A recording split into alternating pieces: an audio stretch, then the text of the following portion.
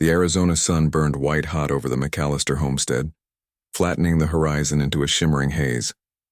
Every breath tasted of dust and desperation. The drought had wrung the life out of the land. The creek was nothing but a cracked scar, the crop shriveled stalks of what once promised a good harvest. For weeks, Clara McAllister had watched her father grow older by the day, the lines on his face deepening like dry riverbeds. But nothing aged a man faster than fear. And fear had been creeping across their valley since the raids began.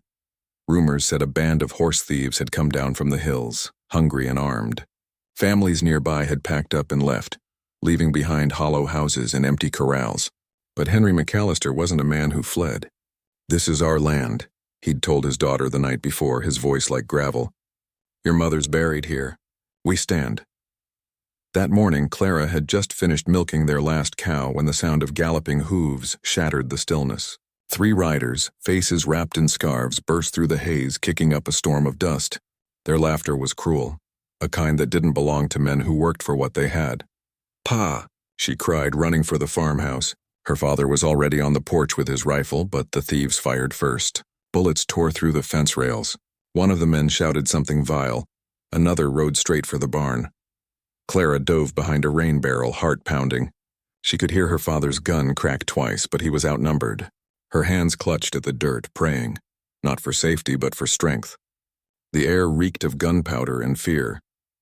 Then from the edge of the ridgeline a single horse appeared. A tall rider, bareheaded, his dark hair flying in the wind. He moved fast, faster than any man she'd ever seen. His stallion cut through the dust like lightning, and before Clara could blink, the stranger was in the yard. He didn't shout. He didn't boast. He moved like the desert wind, silent, deadly, certain. His rifle cracked once, on a clean shot that sent one bandit tumbling from his saddle. Another tried to flee, but the stranger's horse intercepted him, and a swift strike sent the man sprawling. The third thief fired wildly, missing by yards before galloping off in terror.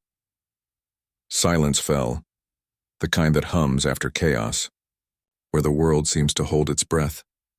Clara rose slowly from her hiding place, trembling. Her eyes locked on the stranger. He dismounted, tall and lean, his skin the deep bronze of the sun itself. A streak of blood ran down his arm, not from another man, but his own wound, the mark of the fight. Henry stepped forward, his rifle still raised but uncertain. You're Apache," he said, half in fear, half in awe. The man nodded once, calm as stone. "Taza," he said simply, his voice quiet but steady. "You are safe now." Clara's breath caught. His eyes met hers, dark, steady, unreadable. Yet there was something there. Not the wildness the newspapers wrote about. Something deeper. When her father lowered the gun, she saw his hands shaking. "You saved my family," Henry said. "That makes you a friend here." Taza only inclined his head and turned as if to leave, but his steps faltered. The wound on his shoulder was worse than it first looked. Blood had soaked through his shirt. Before he could fall, Clara was beside him, catching his arm. "You're hurt," she whispered. He looked down at her, puzzled, as though kindness was rarer to him than gunfire. "I can help," she said. "Please." He hesitated, then gave a small nod. Clara led him toward the barn, her fingers brushing the warmth of his skin where blood slicked the fabric. Behind them, the sky glowed orange as the sun began to set over the desert. In that fading light, Clara McAllister realized that her world, the dry, lonely, predictable one she'd always known, had just shifted forever.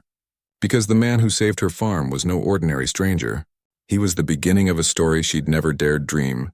The barn smelled of hay, horses, and blood. The air hung thick and heavy as Clara guided the wounded Apache to a pile of straw near the wall. He moved slowly. His hand pressed against his shoulder, but his eyes never wavered.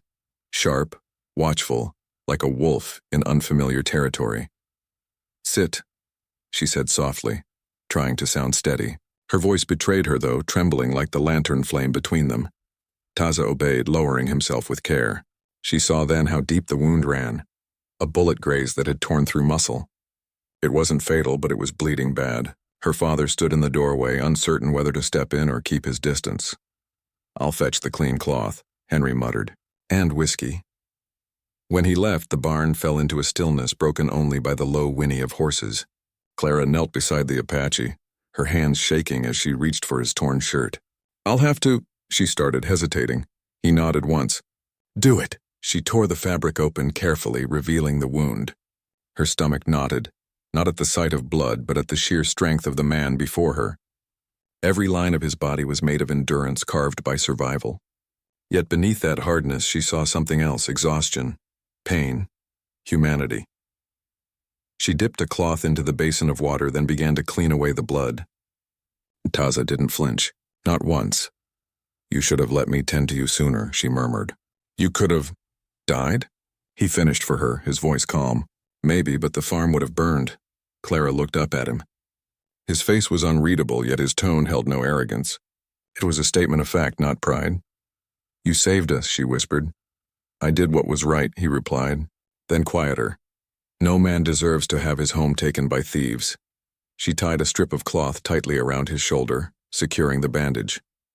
Her fingers brushed his skin, hot from fever, solid as the land itself. The touch startled her. He looked at her then, and for one breathless second the world outside ceased to exist. The door creaked. Henry returned with a bottle of whiskey and an old blanket. "This'll help," he said, handing it to Clara. "And he can stay in the barn tonight.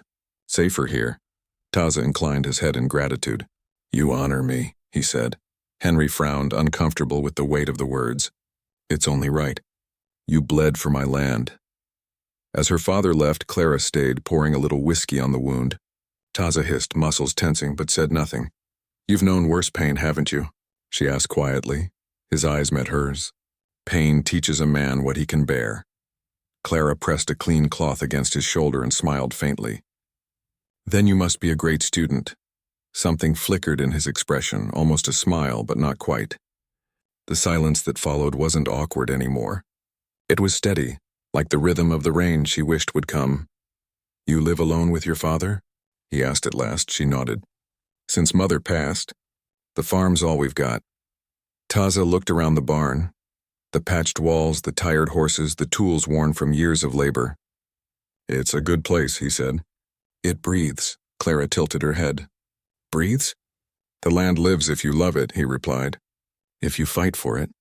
Something about the way he said those words made her chest ache. She'd spent years feeling like this place was dying, yet when he spoke she could almost believe it could live again. When she finished bandaging him, she stood and reached for the lantern. "You should rest. I'll bring food," he nodded. "Thank you, Clara." Her name in his mouth, gentle, precise, with the faintest Apache accent, made her heart skip. As she stepped out into the dusk, she glanced back once. The warrior was sitting against the wall, head bowed, one hand on his bandaged shoulder. The lantern light painted his face in golden shadow. In that moment, Clara realized she wasn't just looking at the man who'd saved her home. She was looking at the one who might save her heart, though neither of them knew it yet. Morning broke over the McAllister farm with a brittle kind of quiet, the kind that follows violence and victory alike. A thin layer of mist hung low over the pastures, softening the scars of yesterday's chaos. Broken fence posts, scattered cartridges, the dark stains in the dirt. But the farmhouse still stood, and that alone felt like a miracle. Clara rose early, as she always did, though her body ached from the tension of the day before. She checked the barn first, her bare feet silent on the cool earth. Inside she found Taza awake, seated cross-legged on the straw floor, his eyes closed in stillness. He looked peaceful, more so than any man she'd known, as if he drew strength not from rest but from the quiet heartbeat of the world itself. For a moment she only watched, reluctant to disturb him. Then his eyes opened. "You move softly," he said, voice low but alert. She smiled, a little embarrassed. "You don't sleep much, do you?" "Sleep wastes time," he replied with the hint of a grin. "But you worry too much." Her smile faltered. "Yesterday we nearly lost everything." "It's hard not to worry." He nodded, gaze steady. "Then you understand what it means to fight for what you love." Before she could answer, her father's boots crunched outside the barn. Henry McAllister stepped in, his weathered face unreadable. He looked at Taza, then at his daughter, then back again. "I've been thinking," he said finally, the words heavy in the air. "That was the third raid this month, and it won't be the last. The others out there, they'll come back meaner when they hear we fought 'em off." Taza stood slowly, shoulders squared despite his wound. Then I'll ride out. They won't find me here. But Henry shook his head. That's not what I mean. He glanced at Clara, then took a deep breath. You saved this farm, Taza. You saved my daughter. A man don't forget that, but I'm an old man, and this land needs more than I can give it now. Clara frowned, sensing something in his tone. Pa, what do you… He cut her off gently. A home needs protecting, and so does a woman. I've prayed on it, Clara, and the answer came clear as daylight. He turned to Taza. If you'll have her, I'd see my daughter wed to the man who stood between her and death. The words struck like thunder in the still air. Clara's lips parted in disbelief. Pa, you can't just… I can, Henry said firmly, though his voice trembled faintly. You're my only child. I'll not see you left alone when I'm gone. And if any man's proven worthy of you, it's him. Taza's jaw tightened. He looked from father to daughter, then shook his head slowly. Marriage cannot be a reward, he said. It must be a choice. Henry's eyes softened, but his tone stayed resolute. Sometimes a man's deeds show what kind of heart he carries. You've done more than any I've met. Clara's pulse raced. She could barely breathe under the weight of the moment. Pa, please, she said quietly. You're talking about my life. He looked at her, sadness deep in his weathered eyes. And I'm trying to protect it, Clara. You saw what he did. You know what kind of men roam this valley. A woman alone out here. He stopped, voice breaking. It ain't safe. Silence stretched between them. Outside, the morning wind stirred the dry grass. Taza's voice was calm when he finally spoke. I will not take her unless her heart says yes. Not even if her father commands it. Henry studied him a long moment, then nodded. You're an honorable man. That's why I asked. He turned and left the barn, leaving Clara and Taza alone in the quiet. She felt her cheeks flush with a mix of confusion, anger, and something dangerously close to admiration. You don't have to worry, she said quickly. I won't be forced into anything. Taza gave her a look that was neither pride nor pity, just quiet strength. I know, he said simply, but sometimes hearts make choices before words do. Clara stood frozen as he turned back toward the open barn door, sunlight spilling over him like a promise she wasn't ready to understand. And in that golden light, she knew, no matter what her father had said, or what the world thought, her life had already changed. The morning sun had barely climbed over the distant hills when Taza saddled his horse. Clara watched from the barn doorway, heart pounding with an anxious rhythm she didn't understand. The desert air was dry and still, carrying the faint scent of sagebrush and dust. He moved with deliberate precision, every motion measured, calm, unlike any man she had ever seen. You don't have to go, she said softly, stepping closer. Her fingers grazed the horse's mane as if seeking courage. The farm. You could stay here a little longer, until your wound heals. Taza looked at her, his dark eyes unreadable. I appreciate your concern, he said slowly, but I cannot accept what your father proposes. Clara's brow furrowed. You don't understand. He's serious. He wants us married. He shook his head, muscles taut under the warmth of the sun. Marriage is not a reward, Clara, and it is not a debt to be paid. His voice carried the weight of mountains, quiet yet unshakable. You must choose for yourself. No man can decide that for you, not even your father. Her heart twisted. She had expected some hesitation, perhaps pride, but not this unwavering refusal. But what about the farm? You saved us, Taza. You risked your life. I did what any man would do if he valued honor, he replied. The farm is yours and it will endure. I did not act to claim it or to claim you. Clara stared at him, the heat of her emotions rising. Her chest felt tight, as if the desert sun itself had pressed down on it. Then what are you saying? He looked away toward the distant horizon where the hills met sky. I am saying that if our hearts are to join, it must be because we choose each other, not because of gratitude or duty or fear. A silence fell over them, broken only by the faint whinny of Taza's horse. Clara felt the sting of disappointment, but beneath it was something sharper, admiration. He was not swayed by pressure or obligation. He moved by honor, by principles older than the land itself. Then you'll leave? She asked, her voice almost a whisper. Yes, he said simply. Tomorrow, when the sun is high, I will ride. The words struck her harder than she expected. Her mind flashed to the night before. His wound, the way she had bandaged it, the quiet strength in his presence. She realized she had begun to rely on him not just for protection, but for comfort, for understanding. And now he would leave. Clara swallowed, forcing her voice to steadiness. I will not beg you to stay, but you should know, she paused, searching for words. I've never met a man like you, and I don't want to forget what it feels like to be near you. Taza studied her, the corner of his mouth lifting faintly, almost a smile. The land teaches lessons, Clara, and hearts. Hearts must learn them too. Perhaps our paths are meant to cross again. Perhaps not, her chest tightened. Do you ever wish for a home? A place where you belong? He considered her question, gazing at the barn walls, at the fields stretching beyond. I have never known a home that feels like mine. Perhaps I will someday. Perhaps that home stands in ways I do not yet understand. Clara nodded slowly, understanding more than she wished. Then I'll wait in my way, for as long as it takes. Taza inclined his head, solemn, as if acknowledging a silent pact. Your courage is rare, he said, and your heart, stronger than many I have known. That evening, Clara fed the horses and repaired fences, trying to ignore the emptiness settling in her chest. Outside, the desert glowed orange under the dying sun. She watched the ridgeline, imagining him there, waiting or perhaps already gone, and in the quiet of the coming night she realized the truth. She did not merely fear his departure. She feared losing the chance to choose him herself. The days after the raid stretched long across the McAllister farm.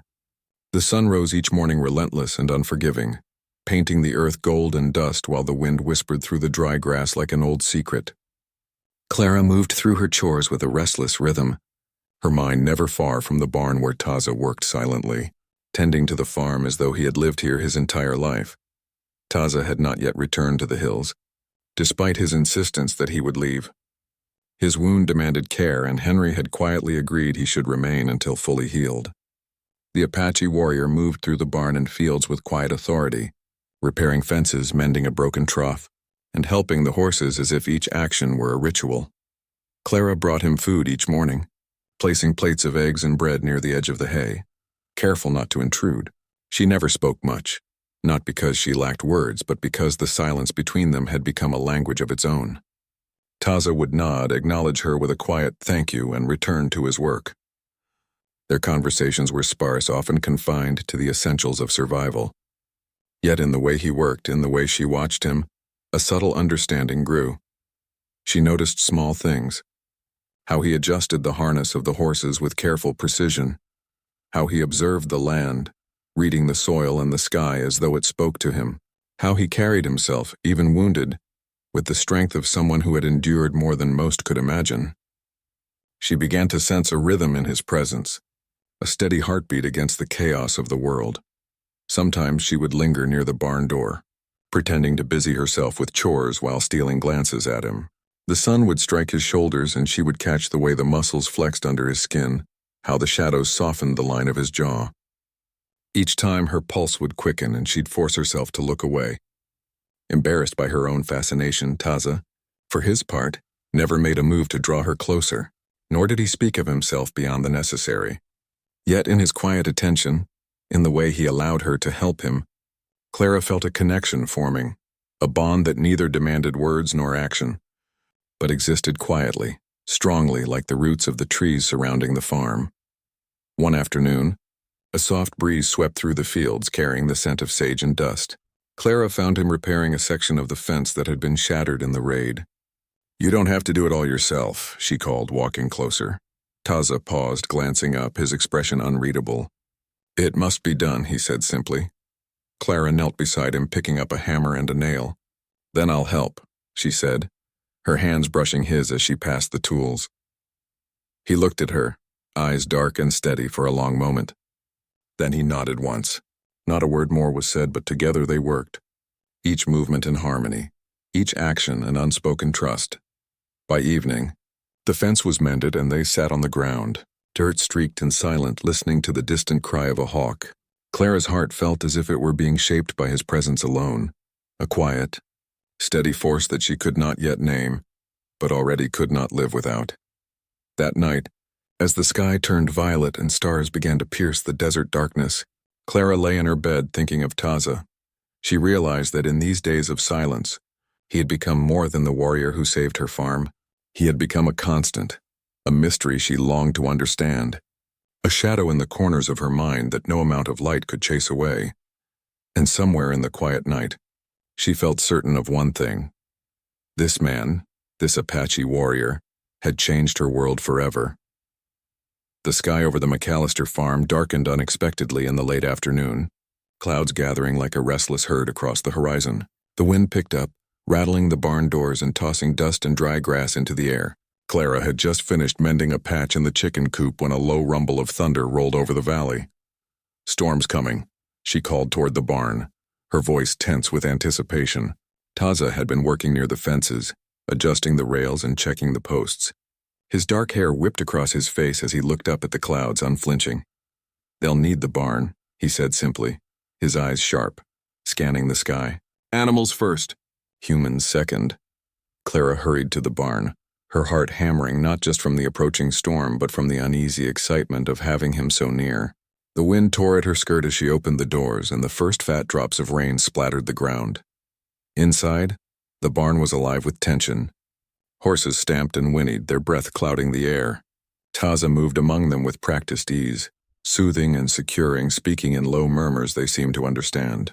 Clara followed, helping wherever she could, though she felt clumsy compared to his effortless strength. Lightning split the sky, illuminating his face in stark white light.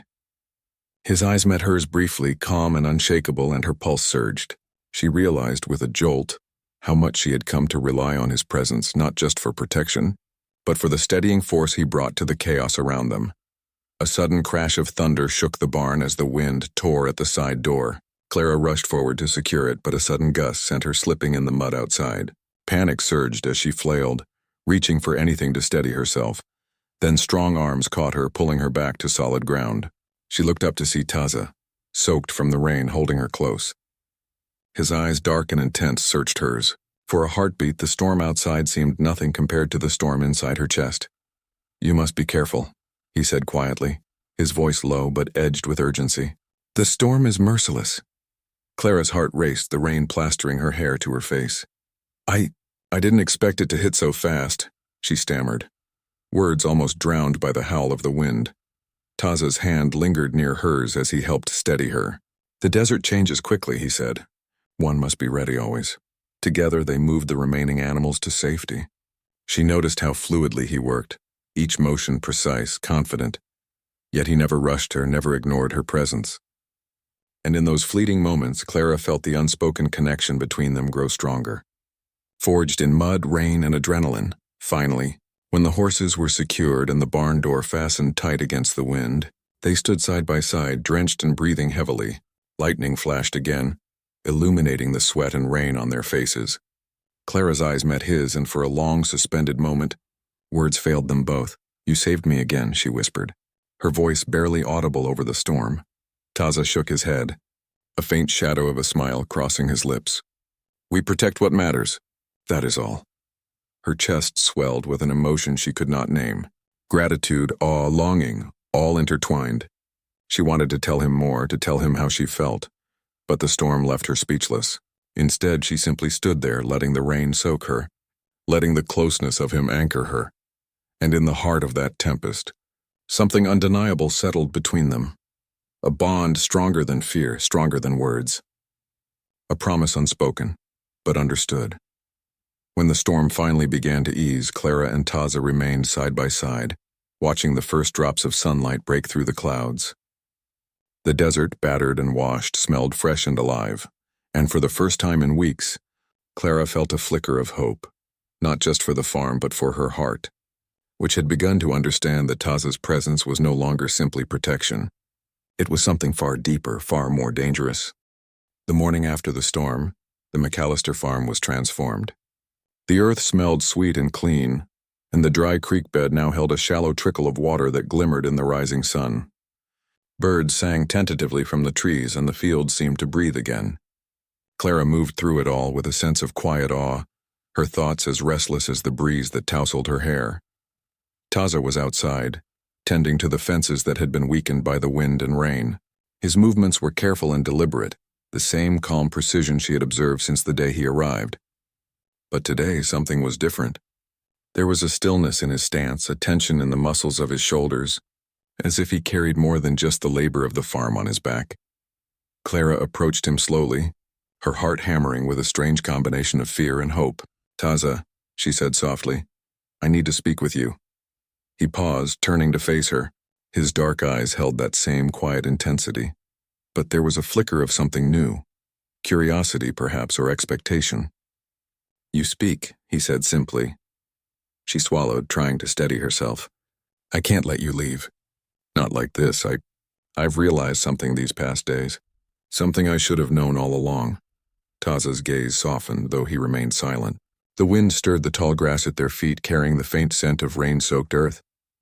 I don't care what my father says.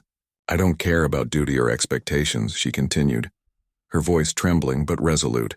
I choose you, Taza. If you'll have me, I want to be with you. Not because you saved the farm, not because of obligation, but because my heart won't let me be without you." For a moment, he said nothing. Clara held her breath, watching him carefully. His hands rested on the fence post, steady, yet there was a tension in his fingers that betrayed his own emotions. The silence between them stretched, filled with the weight of unspoken fears, hopes, and longing. Then slowly, Taza stepped closer. His dark eyes searched hers as if seeking permission, understanding, affirmation. "You choose me?" he asked quietly, disbelief and wonder threading his words. "Yes," she whispered. "I do. I choose you. Not for what you've done, but for who you are." He took a deep breath, his chest rising and falling with controlled intensity. For a moment it seemed as though he would speak, then he simply reached for her hand. His fingers were calloused, strong, yet gentle as they closed around hers. The touch sent a shiver through her, a current of warmth and certainty that nothing else in the world could replicate. "I have wandered long," he said finally, his voice low, almost reverent. "Never had a place I could call home. Never had a heart to call mine. Until now." Clara felt tears prick at the corners of her eyes, though she did not let them fall. Instead, she squeezed his hand, her grip returning the silent promise of trust and devotion. Taza's lips curved into a faint, rare smile. "Then we begin together," he said. "Not because of duty, not because of fate, but because our hearts have spoken." The wind whispered through the trees, carrying away the last remnants of the storm.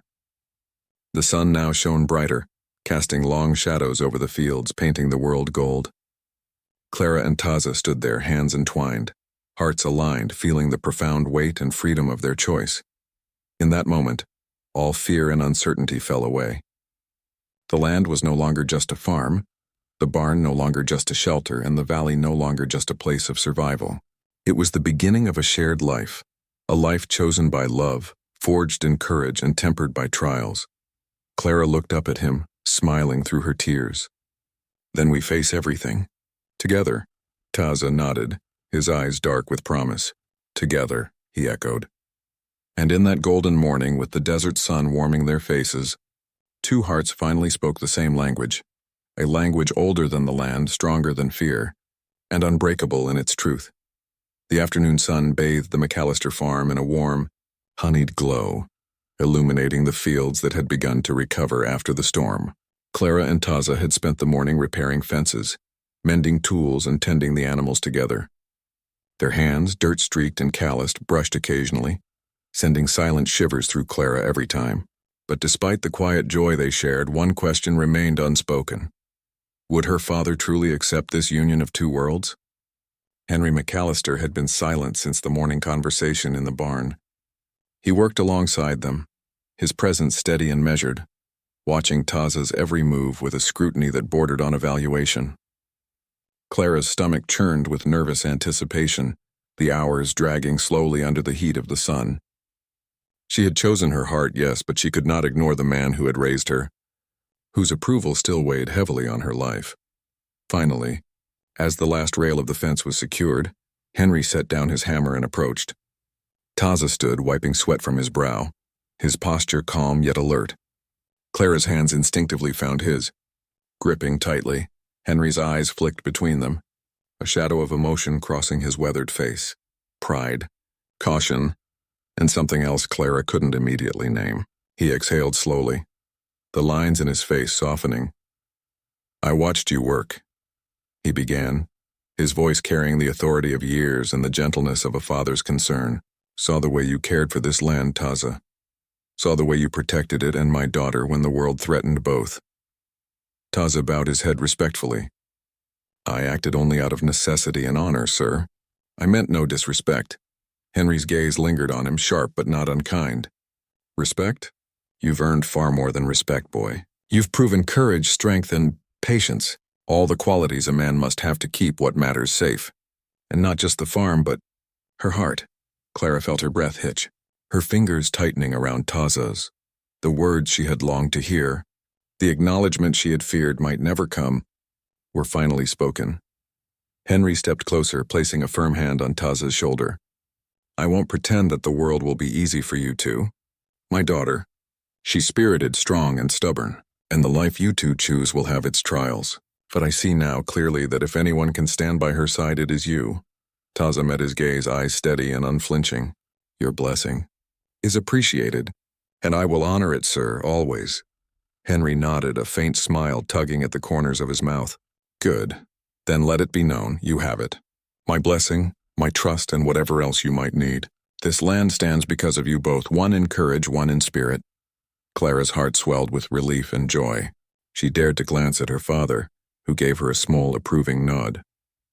His eyes, soft and warm, carried the love she had always known, and the understanding that some choices, the most important ones, must come from the heart, not obligation. Taza turned to her, his dark eyes gleaming with quiet reverence. "Your father trusts me," he said softly, brushing a damp strand of hair from her face. Clara smiled, laughter bubbling up despite the dirt and sweat of the day. "He does, and I trust you." The wind carried the faint scent of sage and fresh earth across the fields as father, daughter, and warrior stood together. The valley seemed to hold its breath, as if acknowledging the significance of the moment, a union of courage, honor, and love. Henry clapped his hands together, breaking the reverent silence. "Now you two," he said, a twinkle in his eye, "go on. Begin the life you've chosen. Make it worth the land, the work, and the risk." Clara's eyes met Taza's, and in that gaze words were unnecessary. The blessing had been given, the barriers removed, and the future, uncertain yet bright, lay open before them. For the first time in her life, Clara felt completely free, her heart aligned with her choice, her spirit intertwined with the man who had claimed it without force, without obligation, simply by being who he was. Together, they turned toward the fields, ready to walk into a life of love, honor, and shared purpose under the vast, forgiving sky of the Arizona desert. The sun had begun its descent over the valley, painting the sky in deep amber and gold. The wind carried the scent of sagebrush and freshly turned earth, mingling with the faint smoke of the evening fire. Clara and Taza sat on the porch of the farmhouse, their hands intertwined, the silence between them comfortable and full of unspoken promises. Taza's dark eyes, always so guarded, now softened as he looked at her. "Clara," he began, his voice low, deliberate, "there is something I must say, not as the man who protected your farm, but as the man who stands before your heart." Clara's breath caught. She had waited in some part of herself for this moment, the vow that would transform their connection into a promise, binding them not by duty or fear, but by choice.